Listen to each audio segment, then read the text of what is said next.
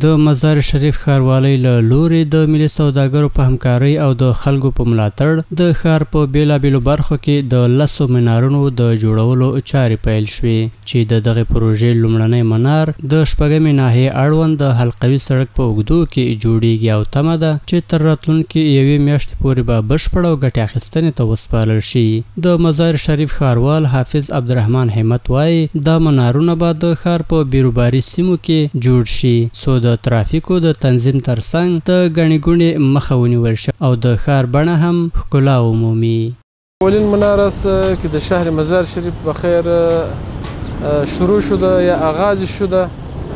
دادن منار است ما کوشش میکنیم که همین منار دو پیدا داره. یک فواید شامی است که همین مناره به خاطر زیبایی شهر خوب است. دوم پیدای شامی است که او یک چوک جور میشه به خاطر هرج و مرج و بینظمی ترافیک این بسیار مفید تمام میشه. به این خاطر شهروالی مزار شریف با همکاری مردم متدین و غیر شهر مزار شریف این پروژه را آغاز کرده. بلخوا د دې منار د جوړولو د شرکت مسؤل وایي چې د یاد منار په جوړېدو نږدې 2 میلیونه افغانۍ لګښت راځي او هڅه کوي څو دا پروژه د یوې میاشتې په موده کې بشپړه کړي.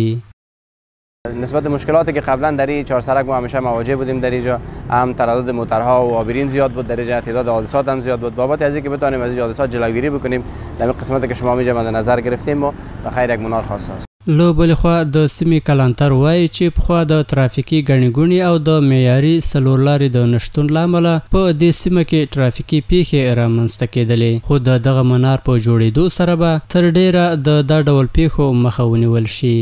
ما از اقدام شهروال صاحب از اقدام مردم بسیار ما خوشی میکنیم. در اینجا بسیار مشکلات ها بود، هر روز موتر تکر میکرد، حادثات بود دیگه. ما بسیار تشکری میکنیم به نمایندگی از این مردم از شهروال صاحب. باید یادونه وشي چې د مزار شریف ښاروالۍ څو وخت وړاندې هم د ښار د یو شمېر څلورلارو د بیارغونې کار د ملي سوداګرو په همکارۍ پیل کړی و چې تر دې دمه د زیاتو څلورلارو کار بشپړ شوی او ګټې اخیستنې ته سپارل شوي دي.